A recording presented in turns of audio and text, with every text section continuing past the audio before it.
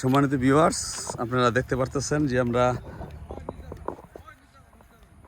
এই চরভাগ্যগুলো এই মাত্র ওই যে নৌকার থেকে নামলাম, এখান থেকে। ঠিক আছে, ওই যাচ্ছে।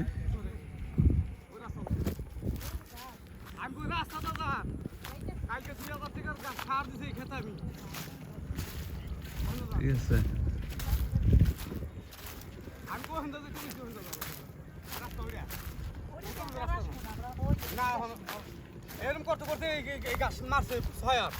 কি গাছ?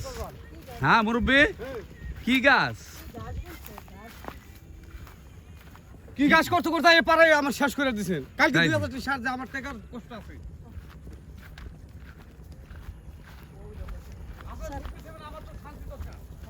আচ্ছা, এখানকার মানুষগুলির পরিচয় আমি আগেই বলছিলাম যে এরা, আমি একটা প্রশ্ন রাখি আমার ভিউয়ার্সদের উপরে, যে জংলি আর চৌরা এই দুটার মধ্যে তফাৎ কি?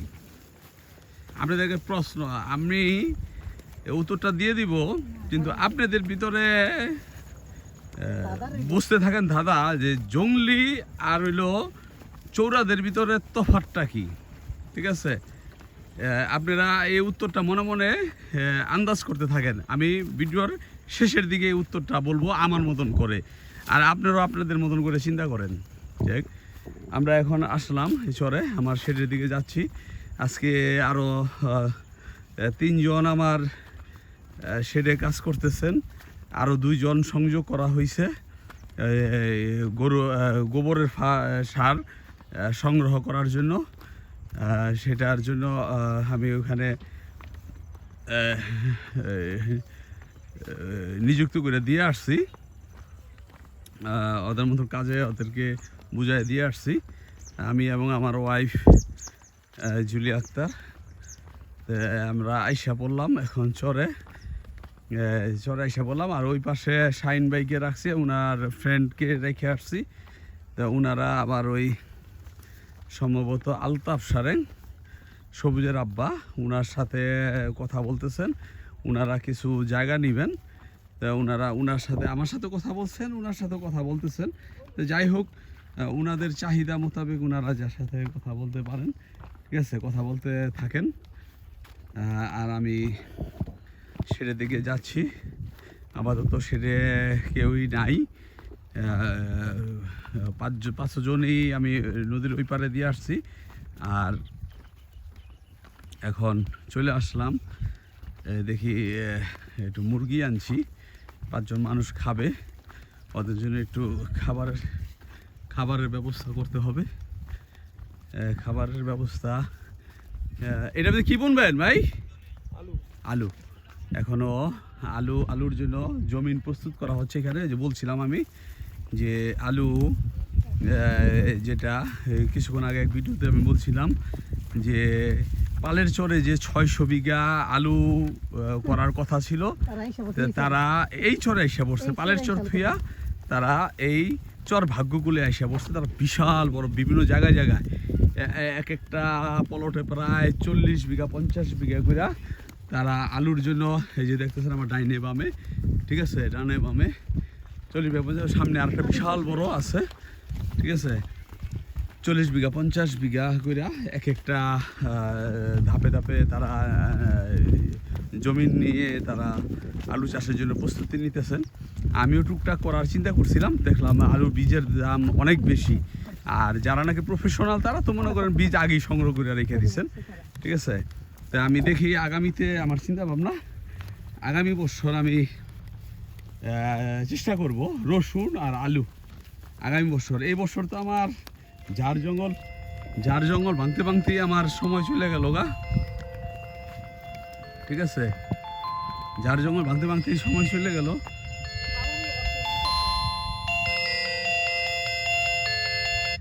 হ্যাঁ সেন্টু ভাই, হ্যাঁ ভাই,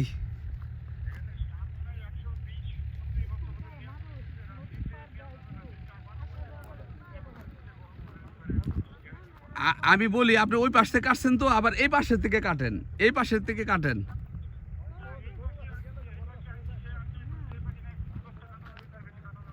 আচ্ছা দেখি কাটতে থাকেন, আপনি কাটতে থাকেন এগুলি আইন না। এটা নিয়ে আমি বলি সেন্টু ভাই, আমি যেটা বলি সেটা শোনেন। আপনারা কষ্ট করে একটু ভরেন, বারবার করে লেবার ভাড়া আর এগুলি করেন যাবেন। আপনারা ওইটা ভরেন বইরা শোনেন, কথাটা শোনেন। আপনি ওইটা ভরেন বইরা, আপনি এই ব্যানে কইরা এই পারে আইন না ফালায় রাখি, প্রয়োজনে এই পারে আরো 10 দিন 20 দিন ফালায় রাখি। বুঝতে পারছেন আমার কথা?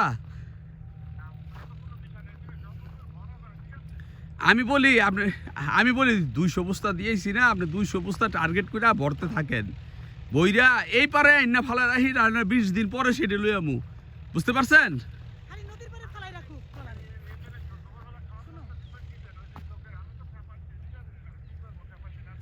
ভাই আমি ব্যবস্থা করতেছি, আপনি কোনো চিন্তা করেন না, আমার মাথায় আছে, আপনারা ই করেন না, ঠিক আছে? এই যে ওই নদীর পাড়ে খালি ফালাই রাখতে কও, হ্যাঁ। আমার আনা লাগবে না, আপনি খালি ওই দেখুন আমি ওই বাড়ির থেকে পরিষ্কার করে নিয়ে আসো। হ্যাঁ হ্যাঁ হ্যাঁ আমি কথা কই দাও আমার কাছে দাও। সেন্টু ভাই, আমি কথা বলি সেন্টু বাড়ি দাও। এরা দুপুরে খাবার ব্যবস্থা, করছি রান্না করতেছি। ওই ব্যবস্থা তো আমি মাথায় তো আমার আছে রে ভাই, ঠিক আছে? আচ্ছা আপনি শুধু বলেন কাঁচা পাকা যা আছে। আমি বলি, আমি সেন্টু ভাই, আমি যেটা বলি ওইটা পানিগুলি জমছে তো নিচে, পানি জমে রয়েছে লিগা ভিজা। আপনি কাঁচা পাকা যা আছে, কাঁচা পাকা এই যা আছে সব বরেন বইরা, আপনি এই কইরা ট্রলারে খালি উড়ান, ট্রলার পর্যন্ত আপনি উড়ান, ট্রলার থেকে নামাইয়া এই পারে এলা আমি আগে 1 মাস পরে থাকুক। বুঝতে পারছেন? আপনি চিন্তা করতে হবে না, খালি ওই পারে। আচ্ছা যতটুকু বড় না একেবারে আপনি ফুললি বলবেন, ফুললি আপনারা তো বুঝাই দিছি, আবার নতুন করে কইতে হইব। ওই ওই বস্তার টাকা দিতে হইব। হ্যাঁ হ্যাঁ হ্যাঁ আচ্ছা হ্যাঁ হ্যাঁ হ্যাঁ হ্যাঁ 3 মণ। আরে আমি কই কথাটা শুনেন, দুজনে দরাদরি কইরা, দুজনে একজনে মাথায় দেওয়ার দরকার নাই, দুজনে দরাদরি কইরা ব্যানের ভিতরে উড়াই দিবেন, বাস শেষ। আবার দুজনে দরাদরি কইরা ওই ইসে পরজনে 2 বার কইরা জিরাইয়া ওই ট্রলার খালি উড়াইবো, ট্রলারতে নামিয়া এই পারে ভিতরে 1 মাস নদীর পার পড়ে থাক, ঠিক আছে? আর দুপুরে খাবার আপনার ভাবি যাইয়া আপনার ওই টাকা দিয়ে আইব। আপনি কি এই পারে আয় পড়বেন? আপনি কি এই পারে আয় পড়বেন না উনি থাকবেন? আচ্ছা আচ্ছা আচ্ছা বুঝতে পারছি আমি বুঝতে পারছি। আপনার ওইখানে ওইখানে আপনার হ্যাঁ আচ্ছা আচ্ছা ঠিক আছে ভাই, আপনি ওইখানকার এখন ম্যানেজার, আপনি ওনাকে সব কিছু বুঝা লইয়া আপনি কইরা করেন, ঠিক আছে? ঠিক আছে, আমি আপনার বাবির আমি টাকা পাঠাই দিব না খাবারের জন্য, ঠিক আছে? ওই লেবারে ওই ব্যানোলারও খাবারের টাকা পাঠাই দিব না, ঠিক আছে? হ্যাঁ বুঝতে পারছি ব্যানোলারও আমি খাবারের ব্যবস্থা করে দিতেছি। আচ্ছা ঠিক আছে, আচ্ছা আসসালামু আলাইকুম। যাক সম্মানিত ভিউয়ার্স, দেখতে পারতেছেন একা এই মানে কি ঝামেলা, ঠিক আছে? খামার করা মুখের কথা না, আগেও বলছি এখনও বলতেছি। তবে এই বছর আমার যেই ধরনের আমি বুঝে গেছি গা, আমাকে অনেকেই বলছেন এই পাশের যারা নাকি এই চরে থাকতেছেন ই করতেছেন যে ভাই প্রথম দিক দিয়ে এগুলি মনে করেন আপনি কোনো এই বছর কোনো লাভের কোনো চিন্তা করবেন না। এইবার আপনার জমিন তৈরি করা এবং গুছায় গাছায় বসতে আপনার এই বছরটা এমনি যাইব গা। আর এই বছরে যে আপনার খরচ টরচ হইব, ঠিক আছে? আশা রাখি আপনার আগামী বছর থেকে আপনি তারপর আমি টার্ন করার চেষ্টা করতেছি, ঠিক আছে? দেওয়ার মালিক আমি আগেও বলছি, দেওয়ার মালিক আল্লাহ পাক, ঠিক আছে? দেওয়ার মালিক আল্লাহ পাক। এই আমি যেহেতু মিষ্টি কুমড়ার একটা টার্গেট নিতেছি এখন, আর বোনা কাটার যে এইটা করতেছি, আলহামদুলিল্লাহ আল্লাহর তরফ থেকেই সব কিছু হইতেছে আমার জন্য। আল্লাহর কাছে হাজার কোটি শুকরিয়া। আমি যে শুকরিয়া বলতেছি আমার মনে হয় কম হয়ে যেতেছে গা, কীভাবে যে আমি আল্লাহর কাছে শুকরিয়া আদায় করবো। গেছি গোবর আনতে, গোবর দেহি কাঁচা গোবর, তারপরে ময়লা আবর্জনা মিক্স করা। আরেক বাসায় গেলাম একদম সুন্দর, যেটা আপনাদের দেখাইলাম ভিডিওতে, এত সুন্দর ফ্রেশ। এই যদিও বস্তা 20 টাকা কইরা, কিন্তু আমার লেবাররা কইতেছে ভাই আমাদের দেশে এক একটা বস্তা 200 টাকা কইরা বললে মানুষে হুড়াই নিয়ে যেত, ঠিক আছে, এইটা যে মাটিতে পড়বে আর যে এটার উপরে যে ঘাসটা বোনা হবে ওর ভিতর আর কোনো সার দিতে হবে না, বা আপনার 10 ভাগের ভিতর মাত্র 5 ভাগ আপনার জৈব সার ব্যবহার করলে এটাই যথেষ্ট জৈব সার।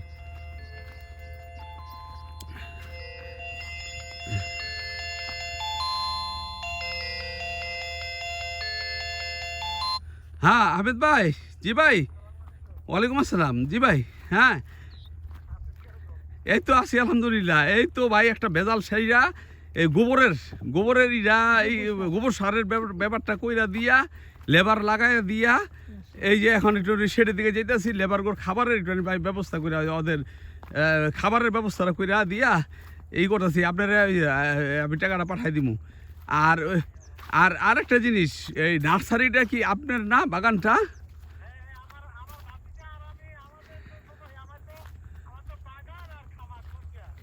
ও জি জি জি।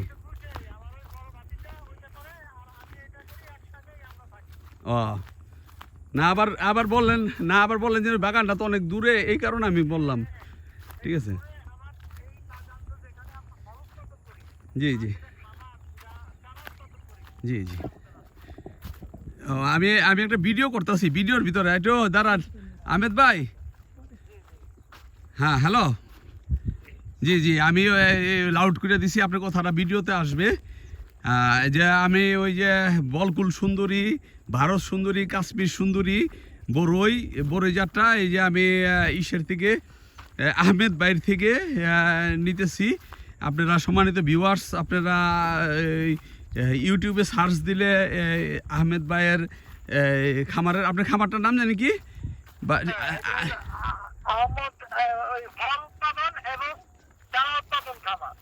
হ্যাঁ, ফল এবং চারা উৎপাদন খামার। হ্যাঁ, ঠিকানাটা বলেন দেখি, আপনার মোবাইল নম্বরটা বলেন ভাই, মোবাইল নম্বরটা ভিডিওতে আসবে।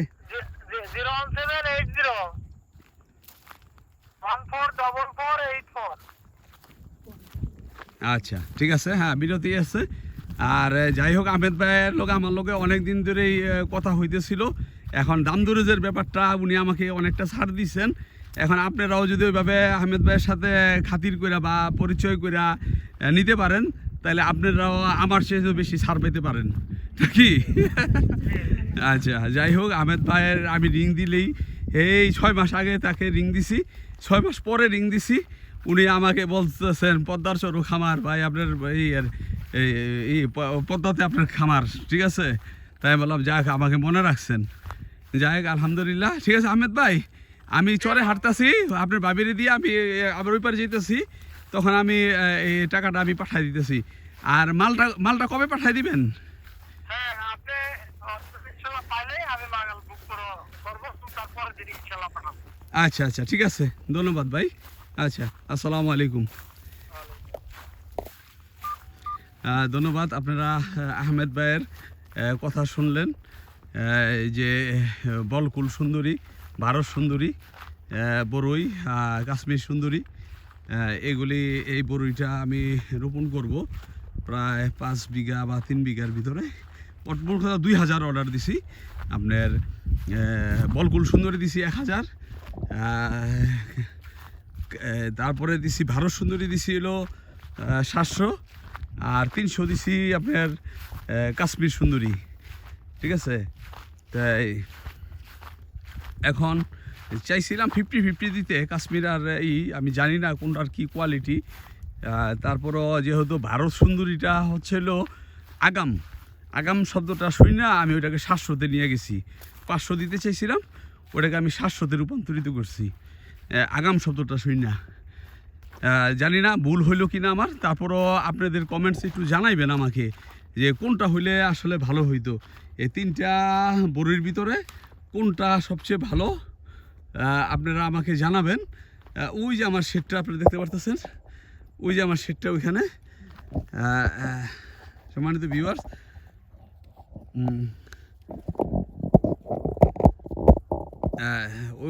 ওইখানে আমার এইটা শেডটা।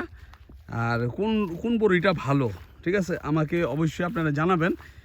যে বিষয়গুলির কথা আমি বলতেছি, এইগুলি অবশ্য আবার পালের চরে করা সম্ভব না, কিন্তু এক ফসলি যারা করতে চান, পালের চরের মতন উত্তম জায়গা নাই। হ্যাঁ, পালের চরের চেয়েও উত্তম জায়গা আর নাই যদি এক ফসলি চিন্তা করেন। আর যদি খামারের চিন্তা করেন তাইলে একেবারেই না, পালের চর একেবারেই না, একেবারেই না।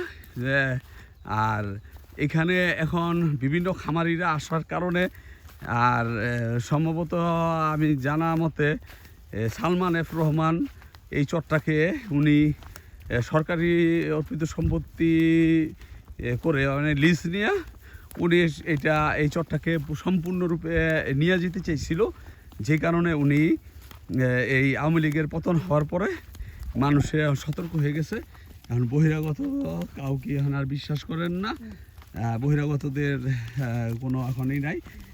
আমার ওয়াইফের পরিচয় হিসাবে মামা লাগে দু সম্পর্কের, সেই হিসাবে আমি এখানে খামার করার সুযোগ পাইছি। হ্যাঁ হ্যাঁ, আত্মীয়তার সম্পর্কে হিসাবে। তারপরে আগে পরে যারা নিয়ে নিছেন তো নিছেন, এখনও আইসা নিতেছেন, কেউ আবার করতে পারতেছে না। এই মানে হুজুকে বাঙালি যেটাকে বলা হয়, হুজুকে আসছেন, এখন তারা টিকতে পারতেছেন না, তারা আবার সাইডে চলে দিতেছেন, আবার নতুন আগন্তুক তারা আবার ওগুলি নিয়ে নিতেছেন। তো একজন ছাড়তেছে আরও 10 জন হুমড়ি খায় পড়তেছে, সেই সুবাদে আবার দেখা যায় যে একটু রেটটাও আবার বাইরে যেতেছে গা, ঠিক আছে।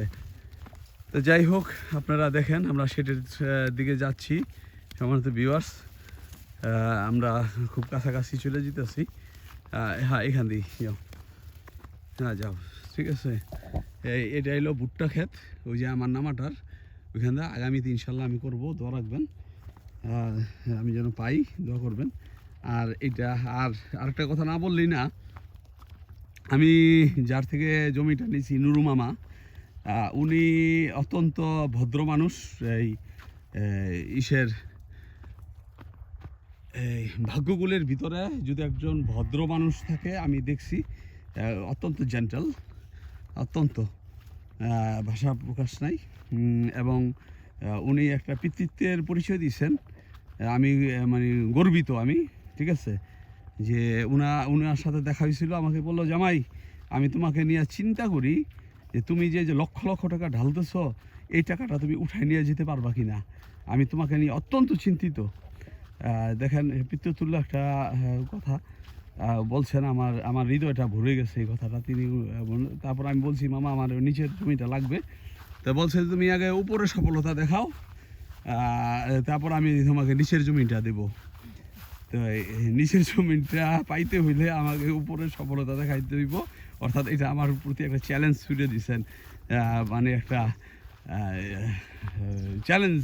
এখন সেই চ্যালেঞ্জ মোকাবেলা যদি আমার এমনও করতে হইতো, তারপর যেমন আরেকটু এখন বেশি আমার করতে হবে, হ্যাঁ, আমাকে আরেকটু বেশি করতে হবে আমাকে এই চ্যালেঞ্জের মুখোমুখি করতে হইলে। তো যাই হোক, ধন্যবাদ সবাইকে। আমরা শেডের কাছাকাছি চলে আসছি, আমরা আপাতত ভিডিওটা এখানেই শেষ করতেছি। অনেক বড় হয়ে গেছে গা, প্রায় অনেক 18-19 মিনিটের মতন। আপনাদের এতক্ষণ ধৈর্য ধরে আমার এই ভিডিওটা দেখার জন্য অত্যন্ত আপনাদের কাছে কৃতজ্ঞ। আর আপনার কমেন্টসে জানাবেন বড়ইটা কোন বড়ির জাতটা আসলে ভালো, আর কোনটা করলে আমি আবার বলতেছি যে বলকুল সুন্দরী 1000, আর ভারত সুন্দরী হইল 700, আর কাশ্মীর সুন্দরী হইল 300, হইল 2000। তা আপনারা ভালো থাকবেন, সুস্থ থাকবেন, এই দোয়া এবং কামনা করি ওই শীতটা, ঠিক আছে। আসসালামু আলাইকুম।